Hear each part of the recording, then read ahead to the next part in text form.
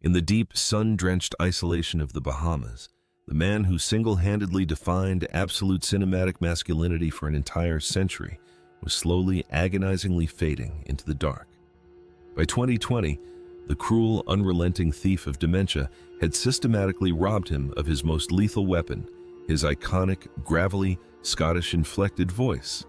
The world universally worshipped him as James Bond, the flawlessly tailored, impossibly suave British secret agent who drank shaken martinis, seduced royalty, and saved the globe without ever breaking a single drop of sweat. But the man taking his final fragile breaths in that tropical paradise actively despised the tuxedo. He was not an aristocrat.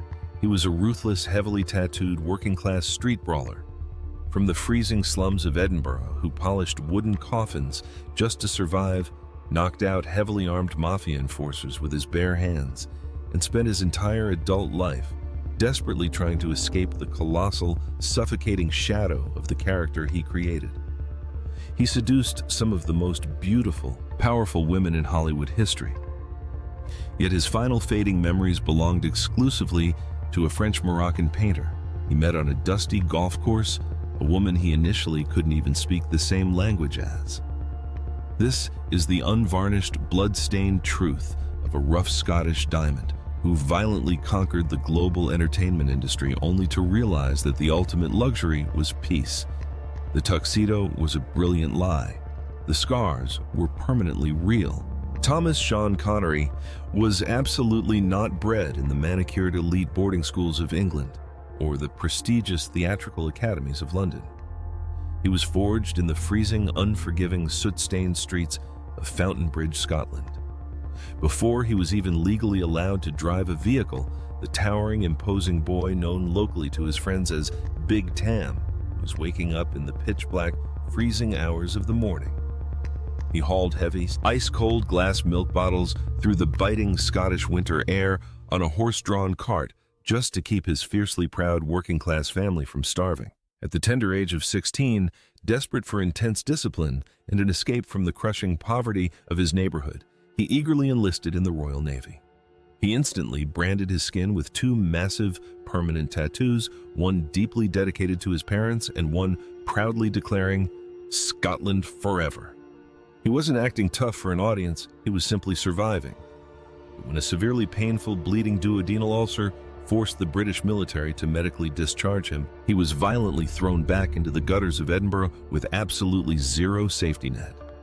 He shoveled heavy coal-drove commercial trucks, stood in freezing warehouses, meticulously polishing wooden coffins for the J&T Scott Company, and even stood stark naked as a life model for local art students just to earn a few meager shillings. He built his massive, imposing 6'2" frame by lifting heavy rusted iron in dingy, sweat-soaked gymnasiums, absolutely refusing to surrender his body to poverty. When the notorious Valder Gang, a massive syndicate of ruthless street thugs who literally sewed sharpened razor blades into the lapels of their jackets to viciously slice the fingers of anyone who grabbed them, cornered him on a dark upper balcony. At the Palais de Danse, Connery did not run. He grabbed two of the hardened mobsters by their throats, lifted them off the ground, and violently smashed their skulls together until the rest of the gang scattered into the night in absolute terror. He was not a polished theatrical gentleman. He was a highly lethal, calculating weapon of survival. He outright rejected a highly coveted professional football contract with the legendary Manchester United at the age of 23 because he mathematically coldly calculated that athletes are physically discarded by the age of 30. He did not want a temporary paycheck. He demanded immortality.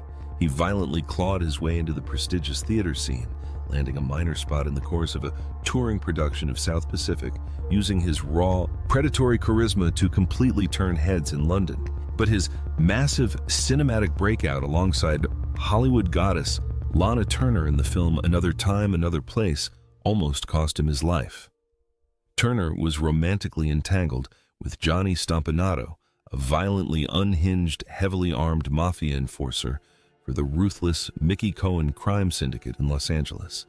Consumed by deeply paranoid, raging jealousy, over Connery's blazing, undeniable on-screen chemistry with Turner Stompanato booked a flight across the Atlantic, furiously stormed the London film set, and aggressively shoved a loaded steel revolver directly into Connery's face. The Scottish brawler did not even blink.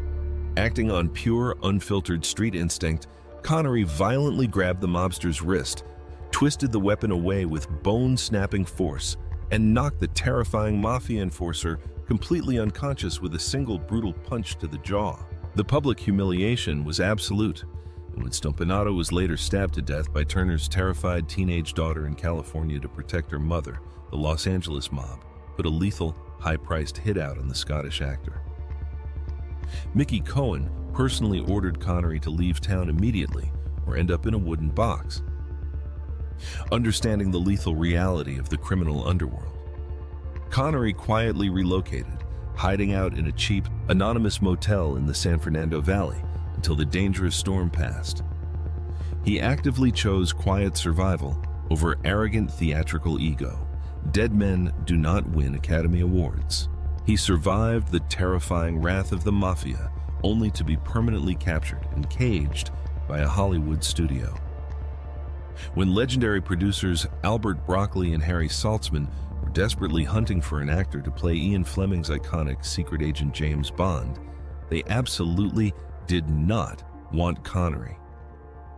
Fleming himself violently objected to the casting, aggressively demanding a refined, highly educated, aristocratic gentleman like Cary Grant to play his sophisticated creation, openly referring to Connery as an overgrown stuntman. But when Connery confidently walked into the audition room wearing slightly rumpled clothing radiating a raw, dangerous, unapologetic working-class menace and slamming his massive fists on the executive table, the producers knew they had found their absolute killer.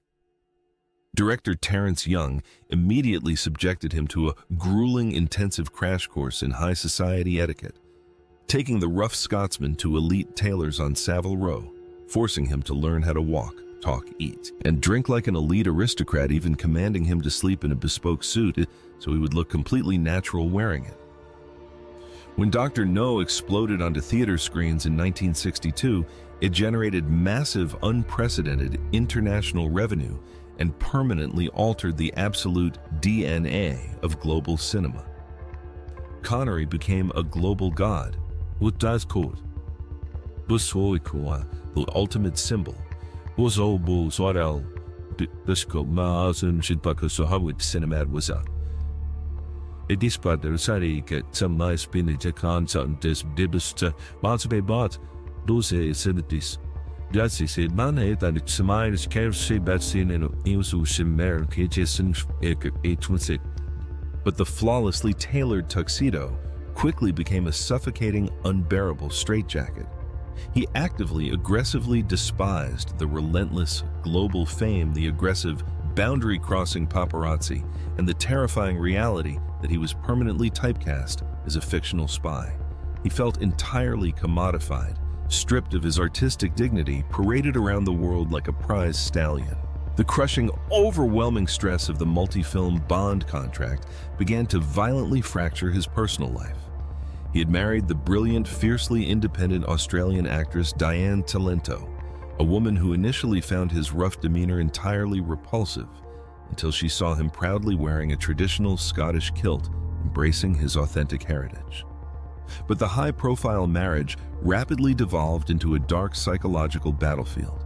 While filming the massive, highly dangerous underwater sequences for Thunderball in the crystal-clear waters of the Bahamas, the production team carelessly cut financial corners on a protective plexiglass underwater shield. A live, massive, highly aggressive shark slipped directly through the broken barrier and swam furiously at Connery. He scrambled out of the pool with fractions of a second to spare his heart pounding out of his chest, narrowly escaping a horrific, bloody televised death. He looked furiously at the panicked producers and realized a devastating absolute truth to the studio executives counting the millions. He was just a highly paid, utterly expendable piece of meat. The marriage to Salento ultimately dissolved into toxic, explosive, screaming matches that horrified crew members could hear echoing loudly through the studio lots. Salento later published a deeply controversial explosive memoir containing severe allegations of physical and emotional abuse allegations that Connery vehemently, fiercely denied until his dying breath. Though his highly controversial public statements regarding his views on women continuously haunted his massive legacy and sparked fierce public debate, the fairy tale was a spectacular, highly profitable illusion. He grew deeply cynical, completely hardened by the artificiality and ruthless exploitation of the film industry. In 1967, at the absolute dizzying peak of the franchise's financial dominance, he confidently walked into the executive offices and flatly, coldly refused to play James Bond ever again. He voluntarily walked away from the most lucrative, powerful franchise on the entire planet. When the desperate studio executives practically begged him on their knees to return in 1971 for Diamonds Are Forever, he extorted them without a single ounce of mercy. He demanded an unprecedented astronomical salary and full unconditional studio financing for 2 independent films of his exact choosing. He coldly took the studio's millions and immediately funneled a massive portion of it into a charitable trust for Scottish artists. He wasn't acting out of corporate loyalty. He was acting out of pure, calculated, brilliant revenge against the machine. He spent the next 3 decades deliberately aggressively taking roles that completely shattered the 007 illusion, playing aging philosophical monks in the name of the rose, heavily bearded, rogue Soviet submarine captains in The Hunt for Red October, and a hardened, bleeding, aging Chicago beat cop in The Untouchables that finally unequivocally won him an Academy Award. Even in his later years, his physical dedication to the craft was terrifying. During intensive martial arts training for his unofficial, highly anticipated Bond return in Never Say Never, again, a young, arrogant Steven Seagal accidentally snapped Connery's wrist in half. Connery barely complained, taped up his broken bone, and flawlessly finished filming anyway. Pain was never an excuse. It was simply an occupational hazard. Despite the revolving door of Hollywood starlets, the highly publicized bitter divorce, and the crushing, isolating weight of his own massive fame, there was only one woman who managed to completely and permanently conquer the hardened Scottish brawler. In 1970, at a sun-baked, glamorous golf tournament in Morocco, he locked eyes with Micheline Roquebrune, a stunning, fiercely independent, fiercely passionate French-Moroccan painter.